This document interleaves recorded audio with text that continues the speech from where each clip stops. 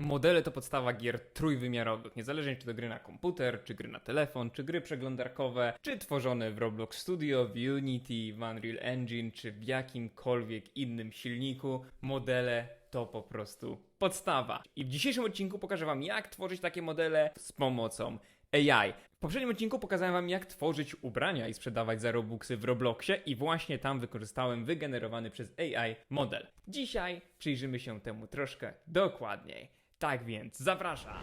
Jak widzicie, jesteśmy już na stronie Meshi AI, link do tej strony klasycznie w opisie i tutaj właśnie możecie przerabiać zdjęcia, a także możecie przerabiać tekst na modele 3D.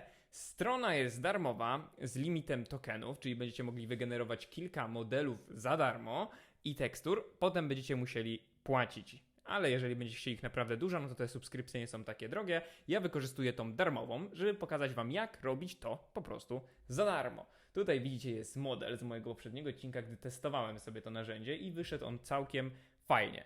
I teraz możemy tutaj opisać, co tylko chcemy.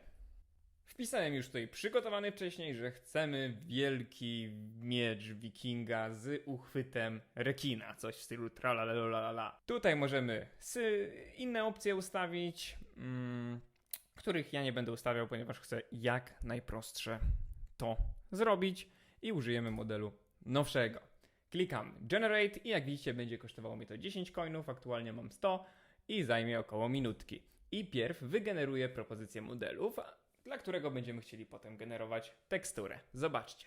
A few moments later. Widzicie, po około minucie wygenerowało mi tutaj kilka mieczów. Jak widzicie, no brakuje mi tego rekinowego uchwytu, ale może nie zinterpretowało go aż tak dokładnie. Pewnie moglibyśmy tutaj bardziej dokładny opis dać i wtedy byśmy mogli coś więcej zmienić, no bo tutaj jak zobaczycie napisałem czapkę, magiczną czapkę z uśmieszkami i wygenerowało go fajnie.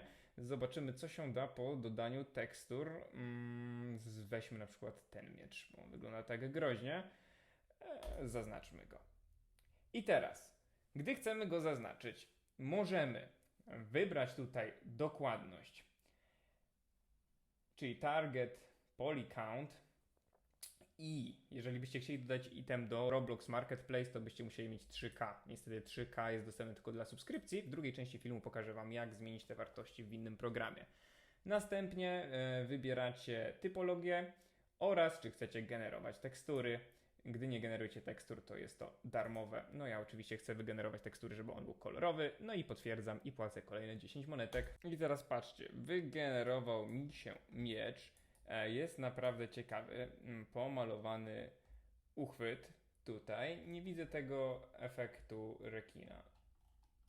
Nawet na przybliżeniu w teksturze nie widzę efektu rekina. Może tutaj trochę to wygląda jak płetwa. W każdym bądź razie musiałbym pewnie stworzyć go jeszcze raz, może w dużo większej dokładności. Jednak zobaczcie, jak stworzenie czegoś takiego jest teraz proste. Oczywiście możemy przegenerować tekstury, mamy dużo opcji modyfikacji, tutaj niestety jakbyśmy chcieli dokłady zmienić, to jest to płatne i klikając download możemy pobrać to w dowolnym formacie, przykładowo ten OBJ jest to jednym z najpopularniejszych formatów obsługiwanych przez większość silników. Klikamy download i pobieramy już nasz model na komputer. Link, tak jak mówiłem w opisie, więc możecie się pobawić. Tutaj jeszcze raz przykład rzeczy, które stworzyłem wcześniej z uśmiechami. Tutaj troszkę creepy, niektóre są pojedyncze, ale można naprawdę robić niesamowite rzeczy. Pamiętajcie, że to cały czas się rozwija i ciągle idzie do przodu. A teraz dla fanów Robloxa, którzy chcieliby to dodać do Robloxa, już pokazuję jak. W pierwszej kolejności musimy rozpakować ten obiekt, dzięki czemu mamy tutaj już nasz obiekt OBJ. I teraz w Robloxie wystarczy, że damy meshpart i mesh ID wgramy nasze własne, czyli to, które pobraliśmy. Dajemy no, żeby nas nie przeniosło w inne miejsce i popatrzcie, jak to będzie wyglądało. Mamy nasz mieczyk już w Robloxie. Oczywiście możemy zmieniać jego rozmiar, zmienić go w akcesorium, to pokazałem w innym odcinku. A jak zmienić liczbę poligonów tak, żeby móc go opublikować, ponieważ limit to 3000, już Wam pokazuję. Musicie pobrać darmową aplikację MeshLab, która jest dostępna na wszystkie systemy operacyjne. Wchodzimy w import mesh i zaznaczamy nasz obiekt OBJ. Gdy nam się on tutaj wgra, teraz wystarczy, że go przerobimy. Teraz wystarczy, że wejdziemy w Filters, następnie weźmiemy w tą opcję i następnie wybierzemy Simplification. Żeby po prostu ją ułatwić, możemy tutaj zaznaczyć z teksturą, żeby nam teksturę też zachowało. I teraz możemy tutaj wybrać Target Number of Faces i w Robloxie potrzebujemy 3000, więc możemy dać 2950, żeby na pewno